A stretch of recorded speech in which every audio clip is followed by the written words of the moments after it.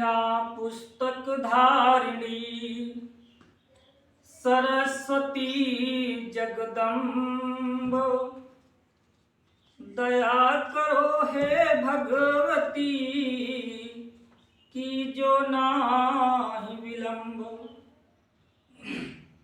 प्रिय छात्रों, आज फिर से आपका अपने YouTube channel education revolution by Puneet Satyarthi में हार्दिक स्वागत है। आप लोगों के लिए जो आज हम टॉपिक लेकर के आए हैं वो है स्वरों का विभाजन। स्वरों का विभाजन मतलब उत्पत्ति या निर्माण की दृष्टि से स्वरों का विभाजन। इसके पहले वीडियो में हम लोग पढ़ चुके हैं वर्ण, वर्णमाला, स्वर, व्यंजन, और आज हम स्वर के बारे में पिछले वीडियो में पढ़ा है। आज स्वरों का विभाजन पढ़ने जा रहे हैं। तो देखिए, उत्पत्ति या निर्माण की दृष्टि से स्वरों का कितने प्रकार से विभाजन किया गया है। उत्पत्ति या निर्माण की दृष्टि से स्वरों का विभाजन 3 प्रकार से किया गया है। यानी कि हम कह सकते हैं स्वर जो हैं 3 प्रकार से बनते हैं।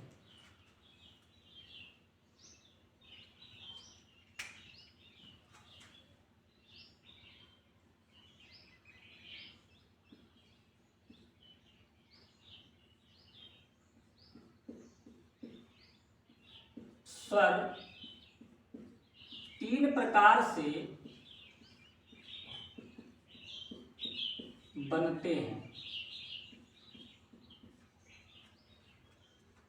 अर्थात उत्पत्ति या निर्माण की दृष्टि से स्वर के भेद 3 हैं।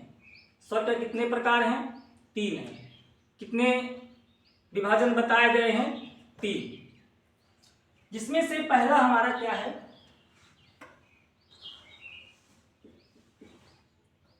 मूल स्वर।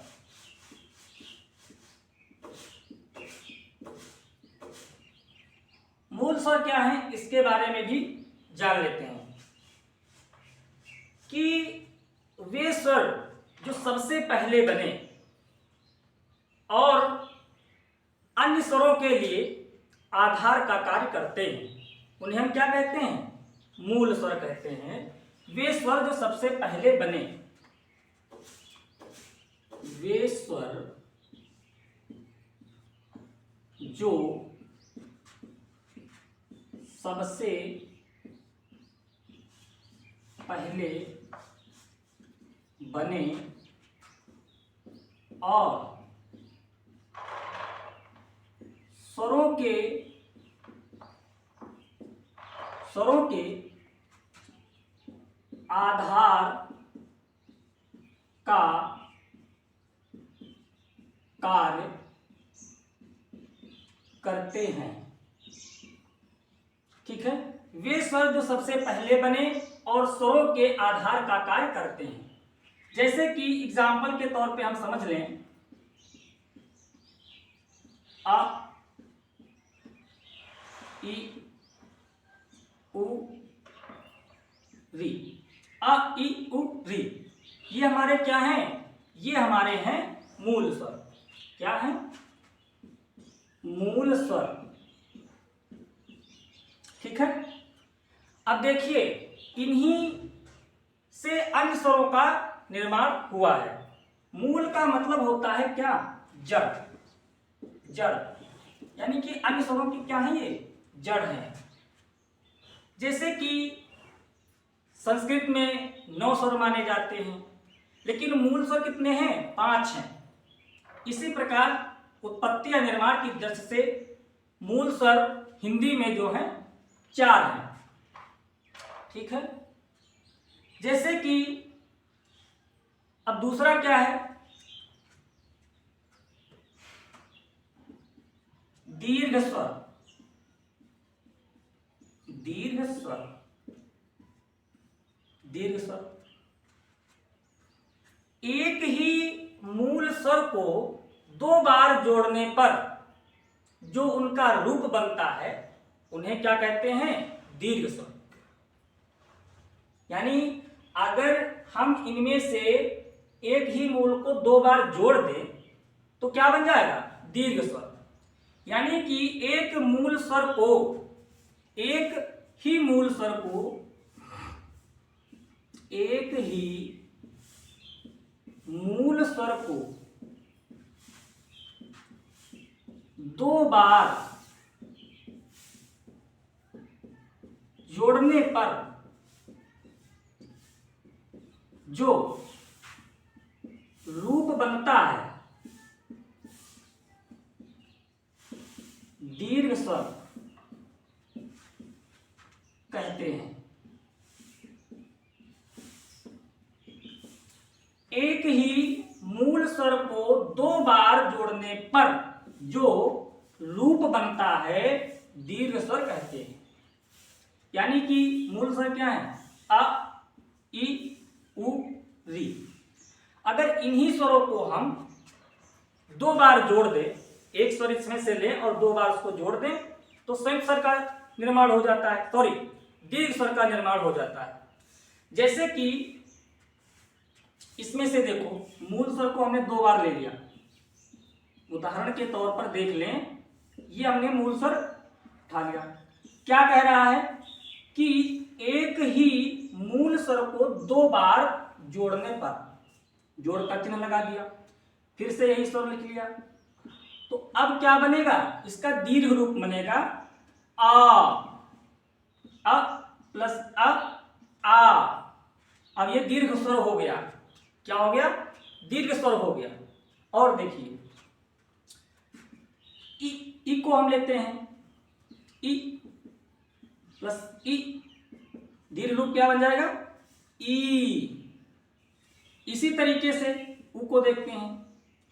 परिभाषा के अकॉर्डिंग आप लोग सीखिए कि एक ही मूल स्वर को दो बार जोड़ने पर उ प्लस उ, ऊ, ठीक है। और री को भी ले लेते हैं,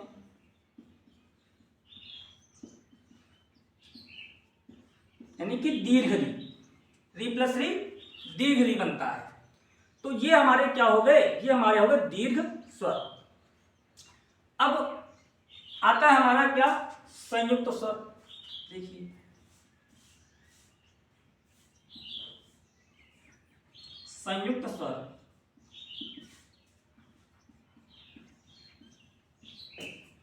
देखिए संयुक्त स्वर क्या है?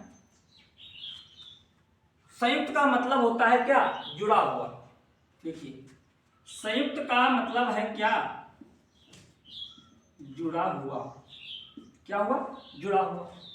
जुड़ा होने का मतलब यह है कि यदि दो या दो स्वर को मिलाकर एक नया स्वर बनना संयुक्त स्वर होता है। जब दो स्वर को हम मिला देते हैं, एक नया स्वर बनता है, तो उसको हम संयुक्त स्वर कहते हैं। जैसे कि दो अलग अलग स्वर जब आपस में जुड़कर एक नए स्वर का निर्माण करते हैं, एक नया स्वर बनाते हैं, तो उसे संयुक्त स्वर कहते हैं। जैसे कि दो अलग अलग स्वर,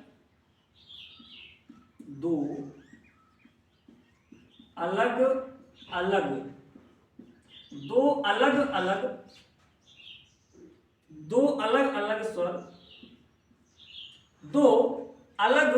अलग स्वर जब आपस में जुड़कर एक नए स्वर का निर्माण करते हैं,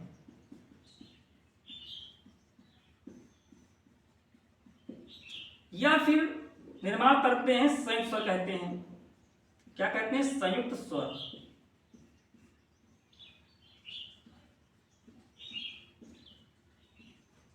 ठीक है।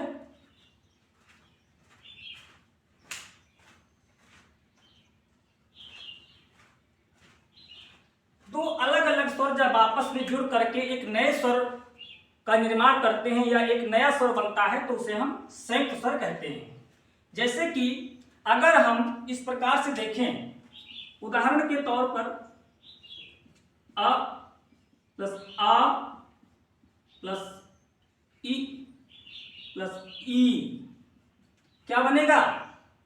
क्या बनेगा? ए। क्या बनेगा? ए। आ ई फिर भी ए, आ ई तब भी क्या बनेगा? ए। ठीक इसी प्रकार से आ प्लस आ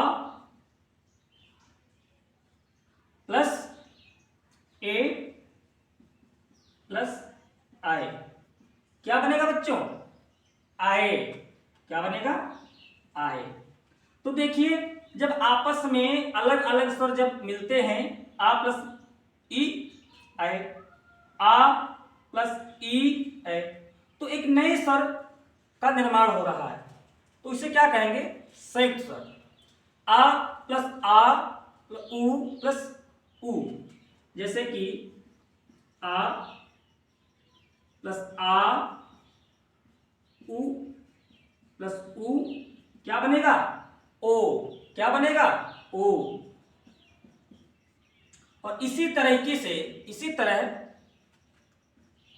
आ प्लस आ प्लस ओ प्लस आओ क्या बनेगा? आओ। तो देखिए यहां पर अलग अलग जब स्वर मिल रहे हैं तो एक नया स्वर हमें मिल रहा है, तो इसी को हम संयुक्त स्वर कहते हैं। यदि आपको वीडियो अच्छा लगे तो आप लोग हमें भी उत्साहित करें, हमें भी अच्छा लगे, वीडियो को लाइक करें, कमेंट करें, शेयर करें। और कल हम जो बात करने वाले हैं वो बात मात्रा की दृष्टि से स्वरों के भेद। ठीक है, आज के लिए इतना ही। धन्यवाद।